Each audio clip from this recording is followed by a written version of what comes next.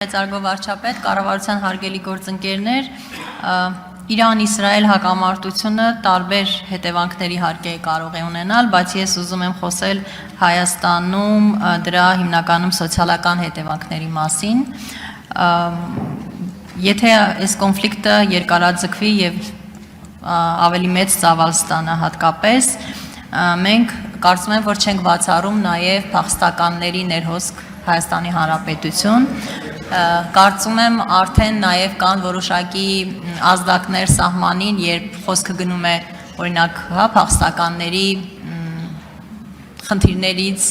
այսպես ասեմ, մեղմ ասած այդ իրավիճակից օգտվողների մասին եւ այլն, հարցս հետեւյալն է, արդյոք մենք որոշակի քննարկումներ կամ նախապատրաստություն տեսնում ենք այս հարցի վերաբերյալ, այսինքն փախստականներին ընդունելու,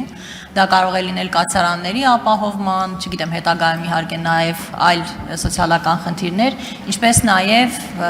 դրան ավելի համակարգված լուծումներ տալու, այս ուղղությամբ ուզում եմ հասկանալ որևէ աշխատանք կամ քննարկում արկա է կառավարությունում, թե ոչ, շնորհակալ եմ։ Հարցին կպատասխանի փոխվարչապետ Մհեր Գրիգորյանը։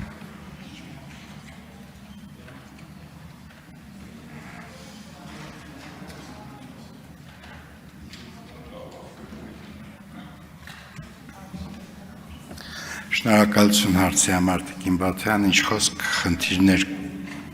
խնդիրները բոլոր պոտենցիալ մոնիտորինգի տակ են ամենօրյա կտրվածքով, որովհետև այո, եւ փախստականների եւ լոգիստիկ խնդիրներ եւ էներգետիկ խնդիրներ չի կարելի բացառել այսօր, պետք է մտածել, պետք է մշակել սցենարներ, որոնք X պահի կարող է պետք լինեն, բայց կարող է եւ պետք չլինեն, բայց այնուամենայնիվ մենք այդ հարցերը պահում ենք ուշադրության կենտրոնում եւ մշակում ենք այս կամ այն սցենարներից ելնելով գործողությունների պլաններ։ Շնորհակալություն։ Արձագանք։ Շնորհակալ եմ, պարոն Գրիգորյան, ես նորից եմ կարևորում հատկապես համակարգային մոտեցումը եւ աջակցությունը, սկսած սահմանից տեղափոխումը, մարդկանց ընդունումը, նորից եմ կրկնում, իհարկե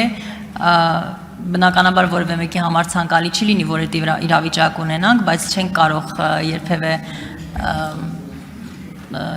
մտածել, որ այդ խնդիրներից կարող ենք խուսափել եւ իհարկե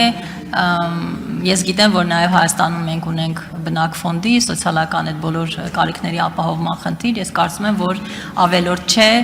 նախապես պատրաստվելը, հետո իհարկե դրա կարիքը չունենալ։ Շնորհակալ եմ։